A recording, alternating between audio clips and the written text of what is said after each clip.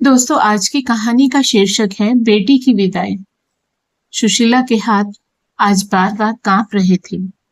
सामने बिस्तर पर खुला हुआ सूटकेस रखा था और उसमें उसकी बेटी नंदिनी के कपड़े एक एक करके सलीके से रखे जा रहे थे। कभी वह किसी साड़ी की तह ठीक करती, कभी किसी कपड़े को निकालकर फिर से जमा देती, जैसे सामान नहीं बल्कि अपनी बेटी के साथ बिताए वर्षों को समेट रही हूँ। नंदिनी उसकी इकलौती बेटी, उसकी जिंदगी की सबसे खूबसूरत वजह, कल इस घर से विदा होने वाली थी। सुशीला ने नंदिनी की कॉलेज की डिग्रियां, कुछ मेडल और उसकी पसंदीदा किताबें एक अलग बैग में रखी। फिर कुछ क्षणों तक उन डिग्रियों को देखती रही। उसकी आंखों के सामने नंदिनी का बचपन घूम गया। वही नन्ही सी बच्ची जो पहली बार स्कूल जाते समय उसका आंचल पकड़कर रोई थी। वही बच्ची जो परीक्षा में अच्छे नंबर आने पर दौड़कर सबसे पहले माँ के गले लगती थी। वही बेटी जो बड़ी होकर अक्सर कहती थी, माँ, मैं आपको कभी छोड़कर नहीं जाऊंगी।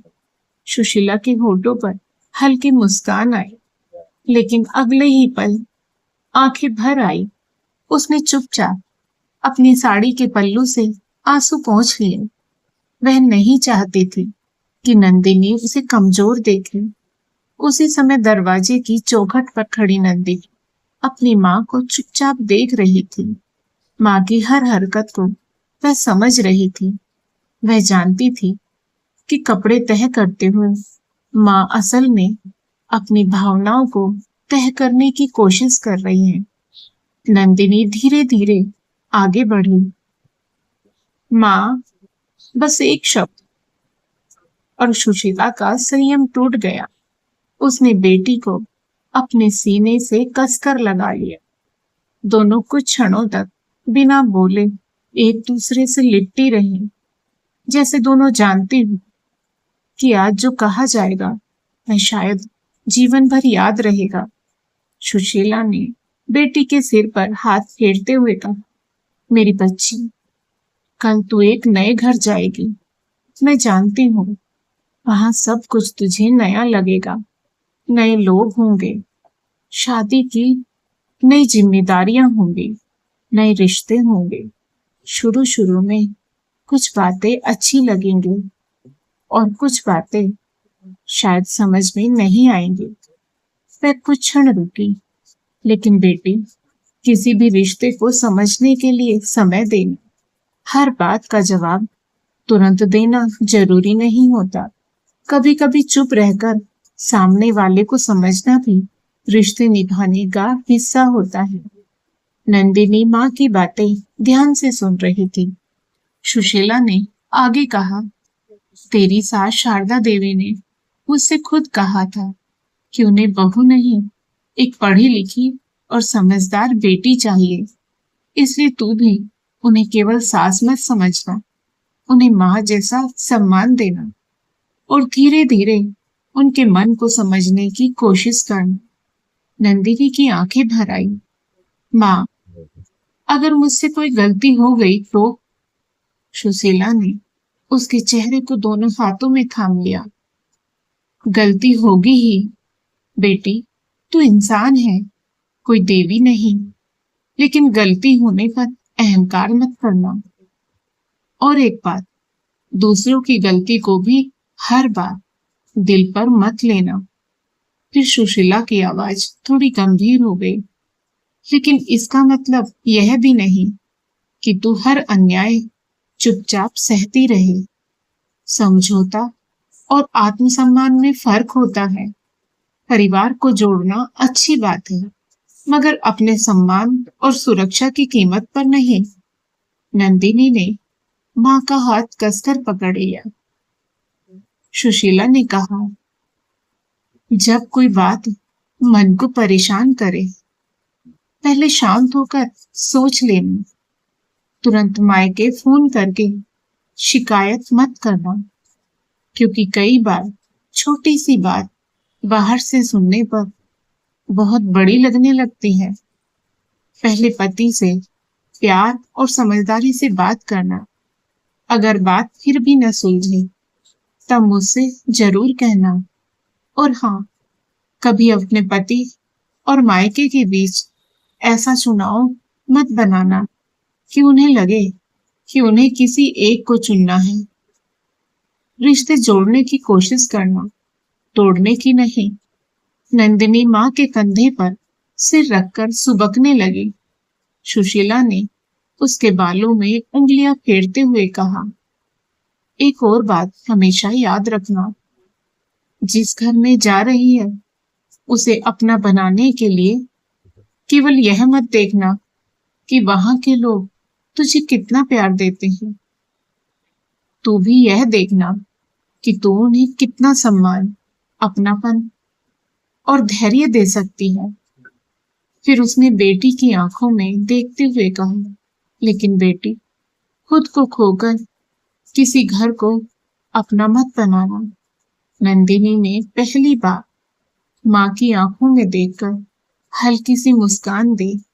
माँ, आपने मुझे बेटी बनकर जीना सिखाया है। अब बहू बनकर भी कोशिश करूंगी कि आपका सिर ऊंचा रहे। सुशीला ने उसके माथे को चूम लिया। मुझे बस यही चाहिए। लेकिन उस रात दोनों माँ बेटी बहुत देर तक सो नहीं पाई। कभी नंदिनी अपनी शादी के सपने देखती तो कभी उसे अनजान घर का डर सताता। और सुशीला, वह बार बार उठकर बेटी को देखती, जैसे मन कह रहा हो, कल से यह कमरा खाली हो जाएगा। विदाई की सुबह सुबह घर में चहल पहल थी। रिश्तेदारों की आवाजें, शहनाई की मधुर धुन, पूजा पाठ और शादी की रस्मों के बीच सुशीला अपनी बेटी को देखती रही। आज वही नंदिनी लाल जोड़े में इतनी सुंदर लग रही थी कि सुशीला की आंखें उससे हट ही नहीं रही थी। लेकिन माँ की नजरों को बेटी का चेहरा भी पढ़ना आता है। नंदिनी मुस्कुरा तो रही थी, मगर उसकी आंखों के भीतर डर था। वह डर जो शायद हर उस बेटी के मन में होता है, जो अपना जाना पहचाना संसार छोड़कर एक नए संसार में प्रवेश करती है।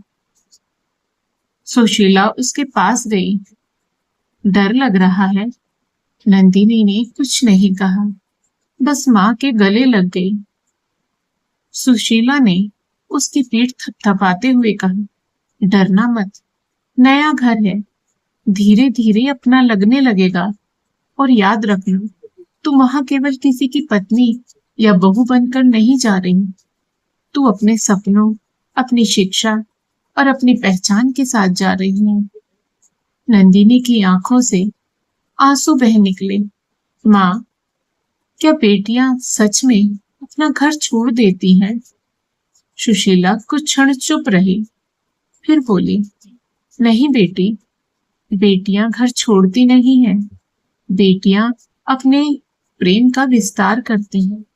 जिस घर में जन्म लेती हैं उसे अपने प्यार से भरते हैं, और जिस घर में जाती हैं उसे भी अपने संस्कारों से सजाती हैं। फिर सुशीला ने उसका चेहरा अपने हाथों में लिया। बस एक बात याद रखना, मायका तेरा था, है और रहेगा, लेकिन ससुराल को भी अपना बनाने की कोशिश करना, क्योंकि जीवन में सबसे सुंदर रिश्ता वही होता है जिसमें अधिकार से ज्यादा अपनापन और अपेक्षा से ज्यादा समझदारी होती है। विदाई का समय आ गया। नंदिनी कार की ओर बढ़ी। सुशीला का कलेजा जैसे हर कदम के साथ खाली होता जा रहा था। नंदिनी कार में बैठी और शीशा नीचे किया। उसने माँ की तरफ देखा। उसकी आंखों में आंसू थे। सुशीला ने हाथ उठाकर मुस्कुराने की कोशिश की, लेकिन अगले ही पल नंदिनी की आंखों से आंसू बह निकले। कार धीरे धीरे आगे बढ़ने लगी। सुशीला कुछ कदम तक उसके साथ चलती रही। फिर कार दूर होती गई और देखते ही देखते सड़क के मोड़ के पीछे ओझल हो गई। सुशीला वहीं खड़ी रह गई। घर के आंगन में अब भी शादी की सजावट थी, फूल थे, रोशनी थी, रिश्तेदार थे, लेकिन सुशीला को सब कुछ सूना लग रहा था। वह धीरे धीरे नंदिनी के कमरे में गई। बिस्तर खाली था, अलमारी का एक हिस्सा खाली था, मेज पर उसकी पुरानी किताब रखी थी। सुशीला ने वह किताब उठाई और सीने से लगा ली। उसकी आंखों से आंसू बहने लगे, लेकिन तभी उसकी नजर मेज पर रखी एक छोटी सी पर्ची पर पड़ी। उस पर नंदिनी ने लिखा था, माँ, मैं जा रही हूँ, लेकिन आपका दिया संस्कार अपने साथ लेकर जा रही हूँ। जब भी आपको लगे कि आपकी बेटी दूर है, बस आंखें बंद करके मुझे अपने पास महसूस कर लेना। सुशीला ने पर्ची को सीने से लगाकर रो पड़ी। उस दिन उसे पहली बार समझ आया कि बेटी की विदाई केवल बेटी की विदाई नहीं होती। यह एक माँ के जीवन का वह क्षण होता है जब वह अपनी वर्षों की मेहनत, अपने संस्कार और अपने विश्वास को किसी दूसरे घर की जिम्मेदारी सौंपती है। नंदिनी के लिए शादी के शुरुआती दिन आसान नहीं थे। नंदिनी को ससुराल की कई बातें नई लगती। कभी सास शारदा देवी की कोई बात उसे कठोर लगती, कभी घर के कामों का तरीका अलग लगता, कभी पति अभय की व्यस्तता से उसे अकेलापन महसूस होता। एक दिन छोटी सी बात पर नंदिनी का मन बहुत दुखी हो गया। उसने फोन उठाया, माँ का नंबर मिलाया। माँ, आवाज सुनते ही सुशीला समझ गई कि बेटी परेशान है। क्या हुआ मेरी बच्ची? नंदिनी ने सारी बात बता दी। सुशीला ने उसकी पूरी बात ध्यान से सुनी, फिर बोली, बेटी, पहले यह बता, क्या यह एक बार की बात है या बार बार हो रही है? नंदिनी चुप हो गई। माँ ने फिर पूछा, और क्या तूने अभय से शांत मन से इस बारे में बात की? नहीं माँ। तो पहले उससे बात कर। हर समस्या का पहला समाधान मायके आ जाना नहीं होता, और हर समस्या का समाधान चुपचाप सहना भी नहीं होता। नंदिनी ध्यान से सुनती रही। माँ, अगर बात नहीं बनी तो? सुशीला ने कहा, तब मैं तेरे साथ हूं, लेकिन पहले अपने रिश्ते को एक मौका दे। कभी कभी हमें लगता है कि सामने वाला हमें समझ नहीं रहा, जबकि हमने उसे अपनी बात समझाने की कोशिश ही नहीं की। उस रात नंदिनी ने अभय से शांत होकर बात की। अभय ने भी उसकी बात समझी। अगले दिन शारदा देवी ने नंदिनी को अपने पास बुलाया। उन्होंने कहा, बहू, कल से तू कुछ परेशान लग रही थी। मुझसे कोई गलती हुई हो तो बता देना।